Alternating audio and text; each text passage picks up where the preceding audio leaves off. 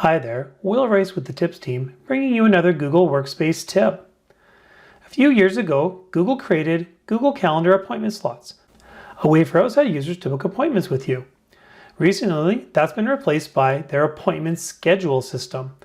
This has a number of additional features and has added new features even within the last few weeks. Let's take a look at what it looks like to create an appointment schedule. Creating an appointment schedule is as easy as adding a title, deciding how long those appointments will be. You can even add a custom time such as 17 minutes, for example. And then setting the general availability. For example, if my interviews are going to run from Wednesday to Friday on these days and times, I can go ahead and edit these as needed to make sure that they are accurate. Obviously, this is just an example. No need to worry that this would actually be your interview times. Making sure that the calendar is in your time zone is a great idea, and deciding how far out they will be able to book. For example, in this case, 60 days ahead, and they can only book up to 4 hours in advance. So they can't book like 10 seconds before they walk in the door. As you can see here, that's going to create a schedule that's going to repeat weekly in this case. I can also say it does not repeat. And in that case, it's only going to be for the specific dates that I go ahead and set it up. As you can see here, I can say this will be just for these 2 days. Let's say those are my interview days. And they only go from 8 to 4 and 8:30 to, let's see, perhaps 3:30. So you have complete availability, whether this is an ongoing event or just for specific dates. You can add buffer time. So in this case, it's going to add, say, 5 minutes in between events. And it's going to say only allow me to say maybe have 10 of these events a day. So you can see here now that these are spaced out so you don't have back-to-back meetings, which when they're virtually is especially helpful because it gives you that buffer to move between events. Some of the new features that are recently out are here under calendars. If I pop this out, you'll see here that if I'm still booking into my calendar, it's going to allow it to check my calendar for things such as my lunch break that I've added and not allow me to book over those times. And I can even add other secondary calendars that I have access to make sure that it's not booking on top of those events, such as an admin calendar or perhaps a school calendar. However, the new feature here is instead of always writing to my personal calendar, I can now change it to my sample calendar or a secondary calendar I've created. We will lose the ability for it to check those other calendars for availability, but now this is a secondary calendar that I can share with others that is not going to contain all my other information. So it's much easier to share that calendar with others. Along with that new feature, we have co-hosts. So in the past, when you created this, let's say it was for a group, maybe your admin team or co-teachers, you would have to then manually add the other people as co-teachers or co-hosts. In this case, I can go ahead and just decide right off the bat that every single one of these events that's created will have this other person or group of people as co-hosts of that calendar. They'll be able to see the events, edit the events.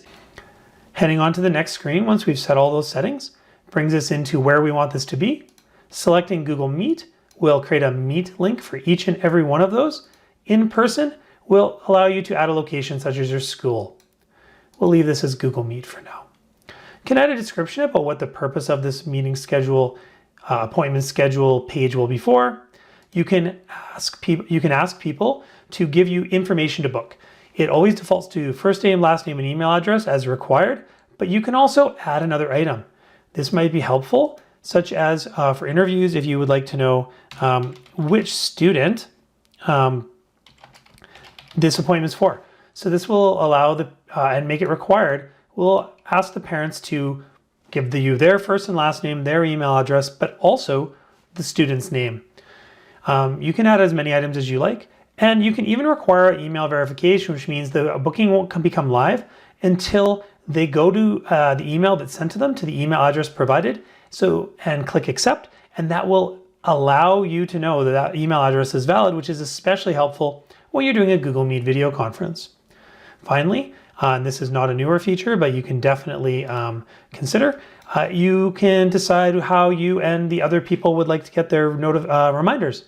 In this case, calendar invitations are always by default, So if they have a Google Calendar and it's in their calendar, they're going to get a reminder like always. However they set that, so will you. But you can also select that the person made the appointment and gave you that email address, which hopefully they verified. Will get an email the day before saying, hey, don't forget, tomorrow you have an appointment. That's great. So once you're all done with picking those settings, which you can come back and edit at any time, we can click Save. It's going to generate that schedule for those days, and it's going to give me sort of a little bit of information here, such as the ability to go and check out that booking page, which is what the public will see. So the public would come in here, they would see these are the available slots for you for that day. They can click on one. If they're logged into their Google account, it's going to ask them for this. It's going to have this information already pre-populated, and then they're going to come in and provide you with maybe the name you asked for and click Book. That slot will immediately disappear for everyone else on the schedule. You can see it just literally vanished.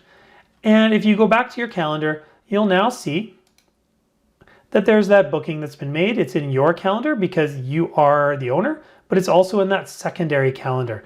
So now you can come back and see who you're meeting with. There's your Google Meet link. And you'll also note that the co-teachers, the co-hosts or co-teachers are already set up right in here.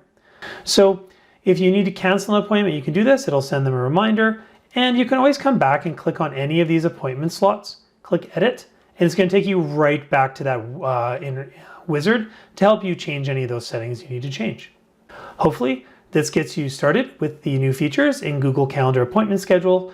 And as always, if you have any questions or you'd like to learn more, visit tips.epsb.ca to contact your tips person or take a look at the other resources we have available.